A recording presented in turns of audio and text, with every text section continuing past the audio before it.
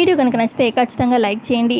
అభి వాళ్ళమ్మ పంతులు గారిని పిలిపిస్తుంది. ఇక పంతులు గారితో ఇలా చెప్తూ ఉంటుంది, దగ్గర లేదన్న మంచి ముహూర్తం ఉంటే చూడండి అనగానే అప్పుడు భాస్కర్ ముహూర్తం దేనికమ్మా అని చెప్పి అడుగుతూ ఉంటే అప్పుడు ఇలా చెప్తూ ఉంటుంది వాళ్ళమ్మ, అఖిల్కి నా మనవరాలు శివానికి ఇద్దరికి ఎంగేజ్మెంట్ చేయడం కోసం ముహూర్తం చూడమంటున్నాను. వాళ్ళ జాతకాల ప్రకారం మంచి ముహూర్తం చూసి పెట్టండి అని చెప్తూ ఉంటుంది.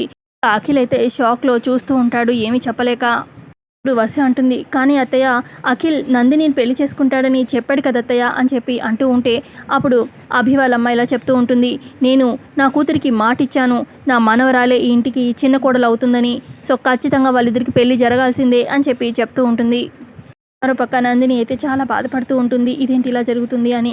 ఆ తర్వాత వసు అంటుంది, కానీ ఒక మాట చెప్తాను అత్తయ్య, శివాని అఖిల్కి ఏమాత్రం సెట్ అవ్వదు అని చెప్పి చెప్తూ ఉంటే ఇక అక్కడే ఉన్న దమయంతి శివాని కోపంగా చూస్తూ ఉంటారు వసు వైపు.